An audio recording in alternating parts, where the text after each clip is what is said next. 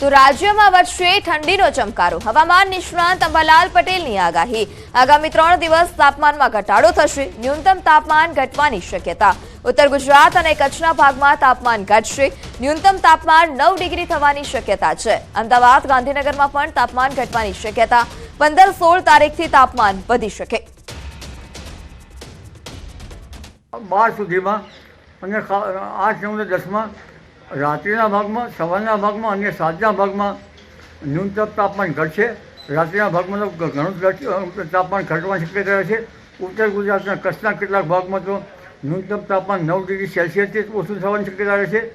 અમદાવાદ, ગાંધીનગરના ભાગમાં પણ ન્યૂનતમ તાપમાન ઘટી શકે છે અને 15-16 તારીખથી જે ન્યૂનતમ તાપમાન વધી શકે છે. તો વાદળછાયું વાતાવરણ રહેવાની શક્યતા. કૃષિ પાકોમાં રોગ આવવાની શક્યતા. ઊભા પાકોમાં વધુ નુકસાનીની શક્યતા છે.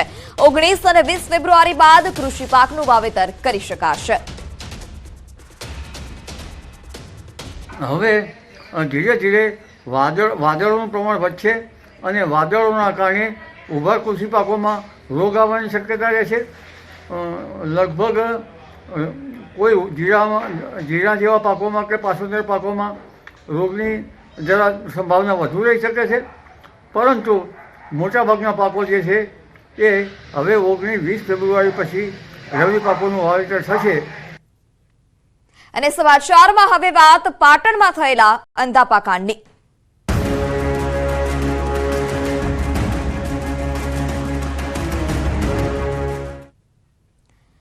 રાજ્યમાં ફરી એકવાર અંધાપા કાંડની ઘટના બનતા ખળભળાટ મચી જવા પામ્યો છે. પાટણના રાધનપુરમાં સર્વોદય હોસ્પિટલમાં મોતિયાના ઓપરેશન બાદ દર્દીઓને અંધાપો આવ્યો. જી હા, અંધાપા કાંડથી 7 જેટલા અસરગ્રસ્ત દર્દીઓને અમદાવાદ દાખલ કરવામાં આવ્યા છે. સર્વોદય હોસ્પિટલમાં 13 દર્દીના ઓપરેશન બાદ 7 દર્દીની દ્રષ્ટિમાં ગંભીર ખામી સર્જાઈ છે, જેને કારણે દર્દીઓના પરિવારજનોએ રાધનપુરની સર્વોદય હોસ્પિટલ સામે બેદરકારીનો આક્ષેપ લગાવ્યો.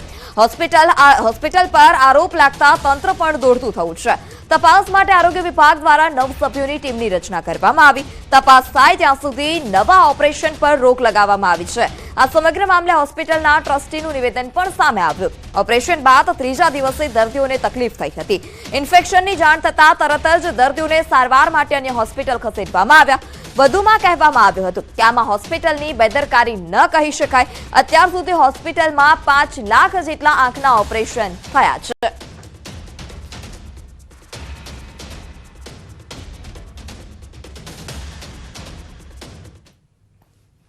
દર્દીની આંખ તો સારી છે, 13 પૈકી એ વસ્તુ છે અને 7 દર્દી પૈકી હજુ તપાસની આગળની કાર્યવાહી હાથ ધરવામાં આવેલી છે. વધુમાં આ બનાવ બનતા સદર હોસ્પિટલનું ઓપરેશન થિયેટર આગળ નવો ઉપયોગ કરવા માટે અમે 6મી તારીખના રોજ સંલગ્ન હોસ્પિટલને જણાવેલ છે અને તજજ્ઞોની ટીમ દ્વારા પણ શા કારણે આવું બન્યું છે એ તપાસ માટે એક ટીમ મોકલી આપી છે, જે ગઈકાલે ટીમ વિઝિટ પણ કરી દીધી છે. ટોટલ 47 કેસોના કેટરેક્ટના ઓપરેશન થયેલા હતા. અમે આ 47ની તપાસ કરવા જઈ રહ્યા છીએ. 50% ઉપરના કેસોની તપાસ થઈ ગઈ છે, બાકીનાની તપાસ ચાલુ છે. ભૂતકાળના પેશન્ટોમાં મહદઅંશે અત્યાર સુધી જેટલા કેસ જોયા છે તેમાં કોઈને આંખની તકલીફ જોવા મળેલી નથી. જે પ્રશ્ન છે અત્યાર સુધીની વિગતો મુજબ 2 ફેબ્રુઆરીના ઓપરેશનમાં મુશ્કેલી જોવા મળેલી છે.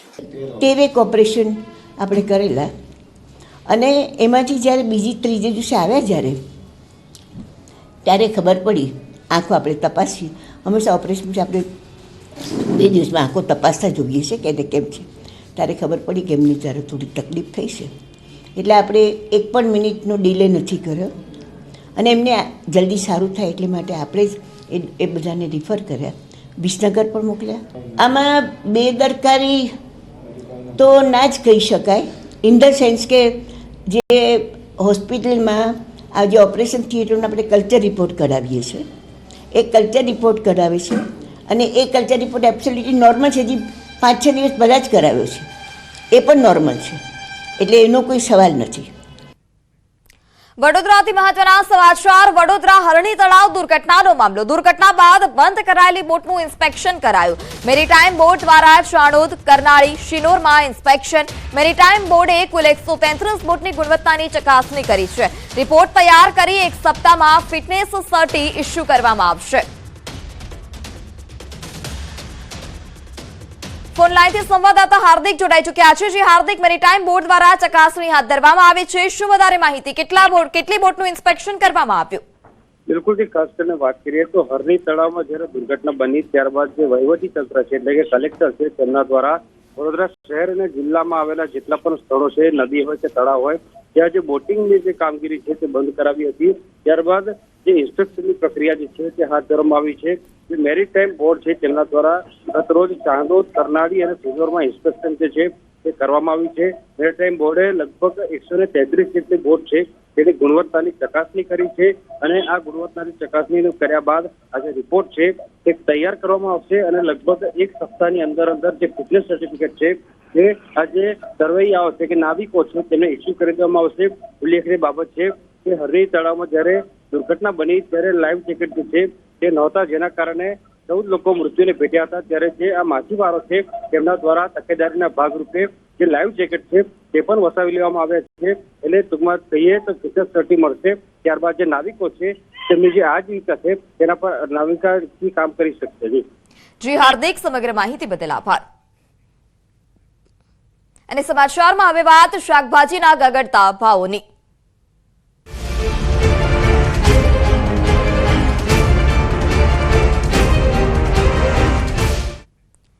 શાકભાજીના ભાવ ગગડતા હાલ અત્યારે ખેડૂતો મુશ્કેલીમાં છે. રાજકોટમાં નજીવા ભાવે શાકભાજી વેચવા ખેડૂતો મજબૂર બન્યા.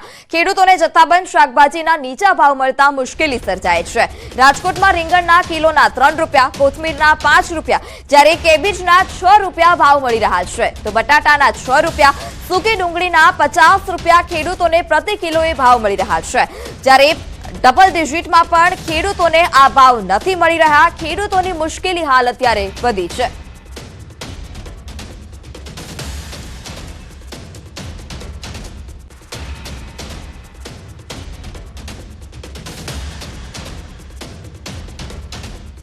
આમાં ખર્ચા ઉભા નથી થતા, ખેડૂને ભાડાના થાય છે. રીંગણા 2.5 થી 5 રૂપિયા, કોબી 5 થી 7, બીટ 2-3 રૂપિયા. આવક જ એવડી છે. તો શાકભાજીના ભાવ ગગડતા ખેડૂતોની મુશ્કેલી વધી છે. જથ્થાબંધ માર્કેટમાં પણ ખેડૂતોને સારા ભાવ નથી મળી રહ્યા. રાજકોટમાં રીંગણના કિલોના 3 રૂપિયા, કોથમીરના 5 રૂપિયા, કોબીજના 6 રૂપિયા, બટાટાના 6 રૂપિયા, જ્યારે સૂકી ડુંગળીના 50 રૂપિયા પ્રતિ કિલોએ ખેડૂતોને ભાવ મળી રહ્યા છે. એટલે કે આ જે ભાવ છે તે ડબલ ડિજિટમાં પણ નથી મળતો. આ તરફ ખેડૂતોનું પણ કહેવું છે કે જે પણ ખર્ચ કર્યો છે તે ખર્ચ પણ હવે માથે પડી રહ્યો છે. અનેક મુશ્કેલીઓનો ખેડૂતો સામનો કરતા હોય છે. ત્યારે તૈયાર પાકના પણ હવે ખેડૂતોને ભાવ ન મળતા પડ્યા પર પાટા સમાન સ્થિતિ સર્જાય છે અને ભાવ ગગડતા ખેડૂતોની મુશ્કેલી પણ હાલ અત્યારે વધી છે.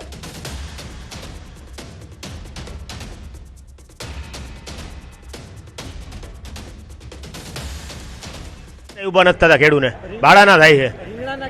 રીંગણા 2.5 થી 5 રૂપિયા, કોબી 5 થી 7, બીટ 2-3 રૂપિયા. આવક જ એવડી છે.